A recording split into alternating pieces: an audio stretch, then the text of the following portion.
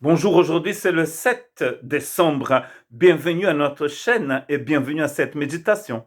Je voudrais méditer avec vous dans le psaume numéro 5, au chef des chantres avec les flûtes, un psaume de David pour chanter avec des flûtes. Si vous avez les flûtes chez vous, mais vous n'avez malheureusement plus la partition des chants de David, elles n'ont pas été écrites, on ne sait pas. Donc on les a pas. Mais vous pouvez créer votre propre musique. C'est une prière de David. Prête l'oreille à mes paroles, ô Éternel, écoute mes gémissements. David était berger et ensuite il est devenu un grand roi d'Israël. Il a régné pendant à peu près 40 ans. Et en fait, même en étant un grand roi, c'est un roi qui pleure, qui gémit.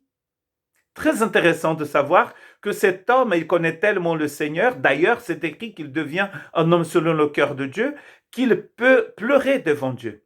Quand on lit ces psaumes, on voit bien que David a une vie intime avec Dieu. Il connaissait Dieu. C'est cela qui va nous aider dans notre prière. Plus vous connaissez le Seigneur, plus vos prières sont intéressantes parce que vous parlez vraiment de tout votre cœur. Quand vous discutez avec un ami, c'est pas la même chose que quand vous discutez avec un voisin, avec quelqu'un que vous avez rencontré au marché.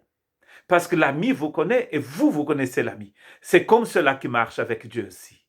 Car tu n'es point un Dieu qui prenne plaisir au mal. C'est un Dieu juste, verset 5. C'est un Dieu de justice. Dieu marche d'une façon juste, correcte. Il n'y a pas d'injustice en lui. Et Dieu veut que nous ayons aussi sa justice dans notre cœur. Il va dire d'ailleurs dans le verset 8, « Moi, je garde ta miséricorde. » Pardon, moi, par ta grande miséricorde, je vais à ta maison, je me prosterne dans ton saint temple avec crainte. Oui, parce qu'il a compris que Dieu est un Dieu juste et saint. Même s'il a cette intimité avec Dieu de pouvoir lui parler comme il parle d'ailleurs dans ses psaumes, il sait bien que Dieu est un Dieu saint. Et la seule façon de nous approcher de celui qui est saint, c'est avec crainte, avec un grand respect. Nous l'aimons de tout notre cœur et nous le respectons. Nous l'adorons. C'est notre Dieu. C'est par la miséricorde et la grâce de Dieu que nous avons accès à cette présence du Seigneur. Il n'y avait pas de maison du Seigneur comme on l'a connu après, parce que c'est le fils de David qui a construit le temple de Jérusalem. Mais il parle constamment de cette maison du Seigneur.